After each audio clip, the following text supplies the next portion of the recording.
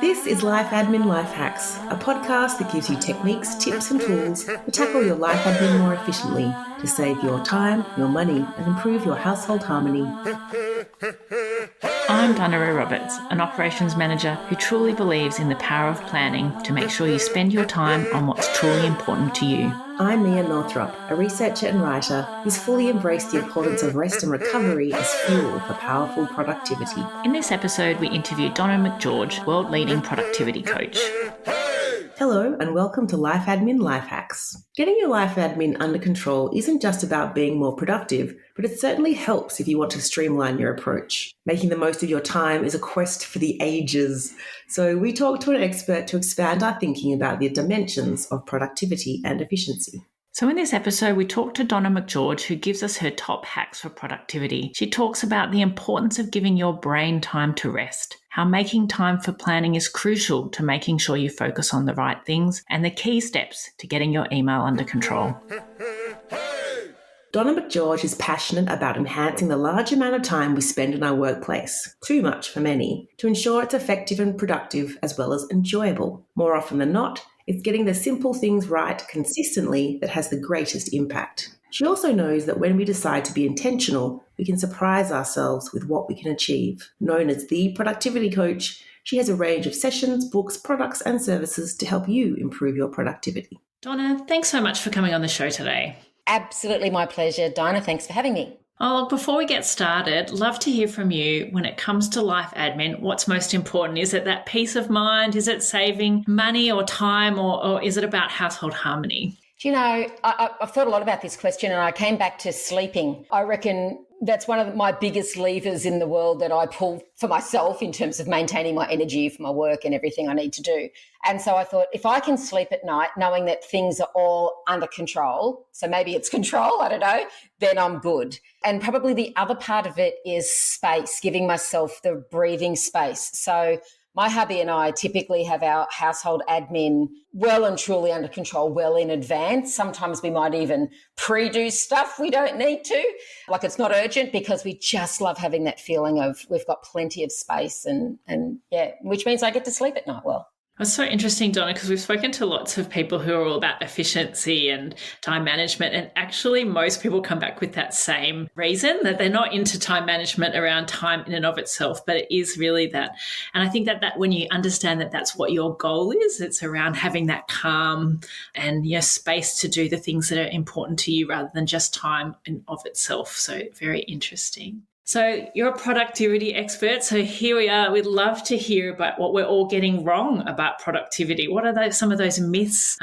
What seems intuitively the right approach but actually isn't? Well, I think the idea that we've got that there's wasted time. So this idea that, we if we're not doing something all the time, we're wasting our time. If we're resting, relaxing, daydreaming, whatever it might be, that somehow that's wasted and our brains keep ticking over to, what I should be doing, generating some kind of list that then you feel compelled to write down.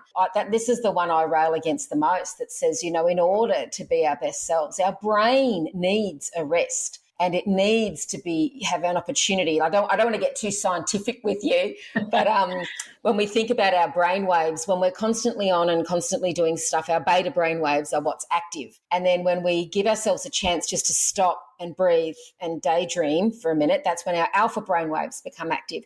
And this is the part of the brain that gives us our creativity, our problem solving. Without access to that, we feel like we're on this treadmill all the time. And so I'm going to look, and to tell you the truth, we're so conditioned. I feel it too. I'll be sitting, I've got my favourite kind of egg chair that I sit on my veranda, and I say, right, I'm just going to chill for an hour or so, and my brain starts going. And sometimes it even says, are you sure you're not just wasting a bit of time here? Like, is this a bit of a luxury? And I just say to my brain, shut up. Because this is probably the most important work I'll do today, is giving my brain a rest so that I can get cracking with the other stuff later. Oh, that's really interesting. I do think that, it is hard for us to give ourselves that permission to truly rest, in terms of not just resting our body, but resting our mind from, constantly, being on that treadmill, the thoughts running through your head. So, well, we're not taught to rest. We're taught to do, and we've taught that from a really early age. And even when you think about when we were at school, the breaks were so short. Like we would go from class to class to class, and the breaks were short. Then you get home and you're expected to do pile of homework. So there is this conditioning about any time that we're not doing something is wasted is pretty deep, and it's been around a while. So I guess digging into the sort of productivity and efficiency of life admin, for Mia and myself, before we started this whole life admin hacks, caper, we found ourselves quite organised at work, but, really disorganised in our home lives. And I guess one of the sort of things we knew, I guess, intuitively you know it, but we hadn't made the effort to implement them, is that if you get the right tools and systems for the job, so in the case of life admin, we talk about having your life admin foundations there, that it's so much easier to get it done more efficiently. So be really keen to hear how important you think these sort of tools and systems and workflows are to productivity. Oh, completely. Like, I'm all about systems. Now, when people think systems, they think I'm going to tell them about some technology or some device or something, but it's actually not. It's more of a process in my mind about how I organize my world. And so one of the things I talk about in one of my books is around how we create the right living space so that we're reducing friction in our world. And a system that I talk about is that everything has a home. Now, I'm not going to go all Marie Kondo on everyone who has since had a revelation now that she's had children that maybe you can't keep your house tidy 100% of the time. But the system of everything has a home. My keys have a home. The scissors have a home. Pens have a home. My sunglasses have a home, is the idea that we remove friction. So that idea of it has a home is a system. And so I think when we get really good at saying to ourselves, I have a process in place to manage things. So, look, I don't like talking about bills. No one does. But if I have a system for when I receive them and how I diarise them and how I manage payment, just as an example, it's the same thing. So even my bills have a home, have a how I operate my world, even if they're online. For me, there's also kind of the idea that if you know what to do with it, it's kind of like having the knowledge, because sometimes I feel like for life admin, it kind of hits you and you're not 100% sure exactly what to do with it. And so then it languishes, and then it does get into this kind of this headspace that you think about it, but you don't do anything about it, which I think to me was, I guess, one of the challenges I faced as we were trying to get our life admin in order is, I'd lay awake at night thinking about the fact that I didn't have a will in place, or that I hadn't shopped around for my mobile phone bill, or that I hadn't planned my child's birthday party because I didn't know exactly what the next step was. You just reminded me on the planning your child's birthday. I don't know whether you've talked to any of your people yet about ChatGPT and AI, and my publishers just asked me to write a book on this, and one of the examples I use in there is how to get it to create a kid's birthday party for you, and it is genius, just quietly genius. And so for busy working parents to be able to say, hey, my 5-year-old son loves the Avengers, can you please design me a 3-hour birthday party that includes a couple of activities, and bang, it puts it out, including an agenda. Very cool. But the idea that we don't know what to do with something is really important. So one of the other, I'm sometimes considered a global authority on productivity. I'm still getting used to that title. But one of the other global authorities on productivity, David Allen, he talks about how the human mind is for having ideas, not storing them. And so this keeping of stuff in our heads is also preventing us from,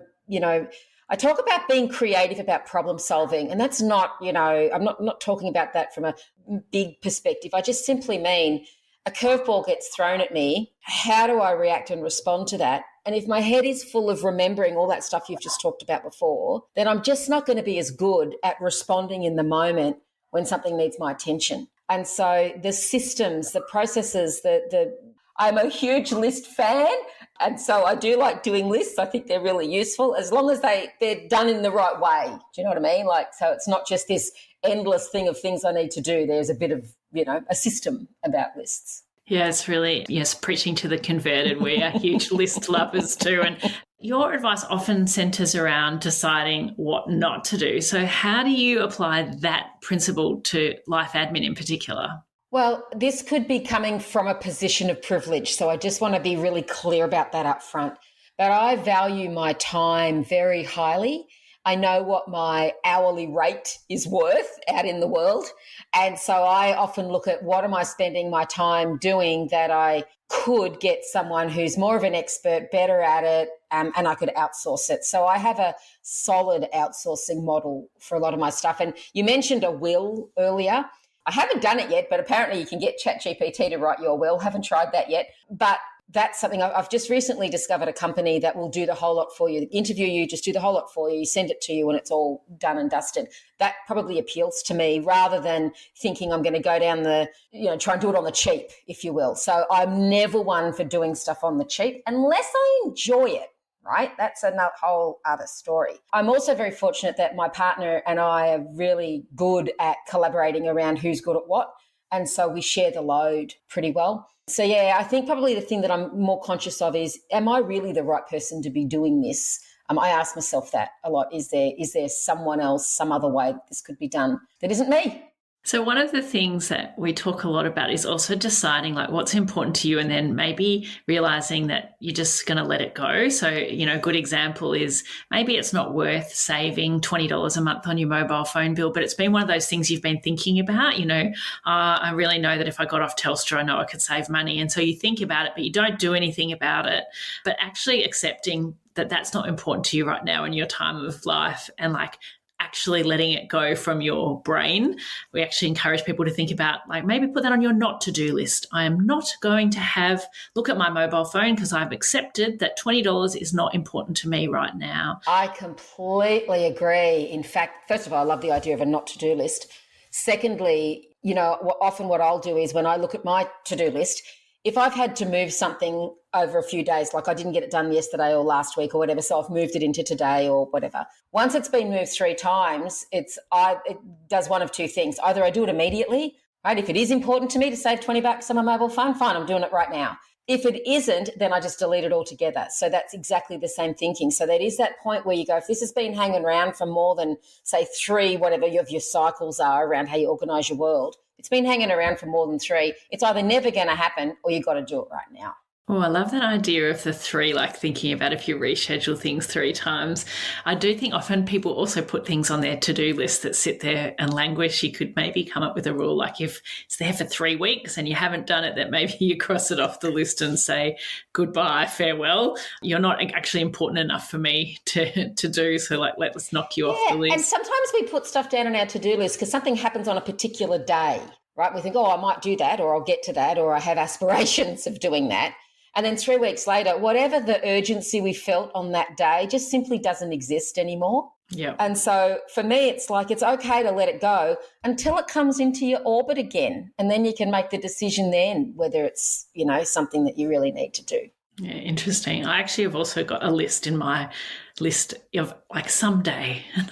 So I put things in there that I know that I'm not going to do at the moment, but then occasionally I can look at it and it's got a mixture of aspirational career things and holiday places I would like to go and all sorts of things, but I know that they're not in my near-term future, but I feel like I can put them there and take them out of my brain and put them in the someday list. Love it. Love it. So email, it's actually one of the huge pain points of many of our listeners. So we know that you've got this great system or some steps for taking control of unruly inboxes. So hit us with your best hacks. Okay. So this is mostly for people who are out of control. So if you're in control, you've probably got less than 10 emails sitting in your inbox at any one time. You don't have piles of folders and you feel like you've got it under control. So if that's you, put the kettle on right now. If, however, you're one of those people that has, 7,425 emails sitting in your inbox, 5,890 of them are unread, and you've got 250 folders sitting there, then pay close attention. So the first thing we're going to do is we're going to drag everything that's more than, you pick a number, but no more than a month. Let's say anything more than 2 weeks old. We're going to create a folder that says just stuff. You call it whatever you like. Stuff is best, or done, or, archive, whatever. You can put a date against it. Some people put a date, and you drag everything in your inbox and you dump it in there. Now, that's kind of like sweeping things under the rug. I get that. But the idea is that what we're doing is every time we open our email, we're reminding ourselves of how disorganized we are and how guilty we feel. And so let's just clear out a chunk of it already. What's remaining, you're going to immediately sort, and you're going to be able to delete whole chunks of it from, people that doesn't matter, or, newsletters you don't like signing up to and all that sort of stuff. Just delete a whole bunch of those. And then you're going to be left with potentially, 10 or 12, maybe 20. It depends on how much email you get. That actually you're now going to quickly scan and go, yep, I've done that. So you're going to just quickly go, yep, and you're going to drag that into this folder you've created. So I like calling the folder done, because once I get an email and I've processed it, bang, it just goes straight into done. So I don't have any other folders other than done and deleted, and maybe an old archive one that I had from a while back. Because a lot of us might be old enough to remember when we had to have a folder system because the search engine capability wasn't good enough in the email applications of, say, 20 and 30 years ago. That's how long it's been going on for. Whereas now, they're better than Google, some of the search, the ability to search your inbox. So as long as you vaguely know the day, the person, the topic, you should be able to find it. So that's one thing. The other thing I'd say is that's really only if you feel like you need to keep stuff. If you're happy to delete anything more than 3 weeks old, that's really liberating. All power to you. But most people are a bit nervous. That's why they have all their emails sitting in their inbox. That's the first thing. What we want to try and do is have very little sitting in our inbox. So as it comes in, I respond to it and I drag it to done. Don't worry about filing it. If you've got if anyone that's listening has their own, business where they might have a CRM system, you can link it to all of that, but just drag it out. And what we're trying to do is maintain zero inbox. The second thing I'd say is it's timing. So one of the things we do with our email is we dip in and out of it all the time. We let email just run our day, just in and out all day. And so I'm going to say you only want to open your email 2 or 3 times a day, turn off all your notifications, turn off the little red dots so you don't know how many are there. Do that on your phone as well, so that you're only going in at certain times of day and you then be the boss of your email. So that would be my 2 biggest tips. Clean them up and get to zero inbox, and then only dip in and out, batch how you go in there 2 or 3 times a day. Oh, I love that. And actually, we've talked similarly about declaring inbox bankruptcy and just going, yep, I'm bankrupt. I'm not even going to try and deal with it. Let's start with, that idea, the strategy of the clean slate. Yes. Is from today, I'm going to be different. Well, and I think there's a bunch of, what do you consider your quote unquote junk email? Because I think sometimes we buy a product or we buy something online and suddenly we're now on someone's mailing list and the spam filters don't pick it up. I unsubscribe immediately from those. So delete them all now. Don't worry about doing it now. Just delete them all now. As they now come into your inbox, unsubscribe. And that starts to clear a bit of space. So you'd be surprised how many of those you've got coming into your system as well. Yeah, I used to have enormous amounts. I actually at one stage, I created an email for internet shopping so that then they would all just go somewhere else. And then when I felt like unsubscribing, I could unsubscribe from there, but not have it clutter up my dedicated life admin email inbox, which I have, which, I don't dare give anyone that address that I don't want to spam me. So I fully support that idea.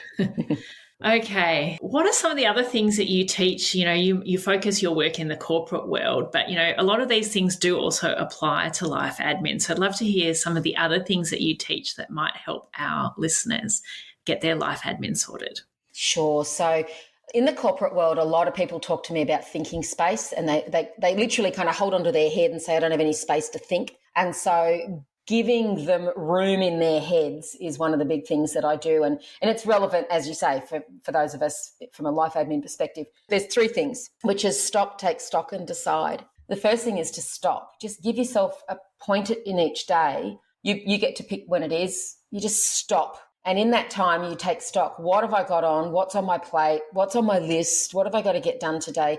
Now, one of the activities I encourage people to do is something called wipe the mind. Depends on where you're at, whether you do it in the morning or the evening. They're the best times of day to do it.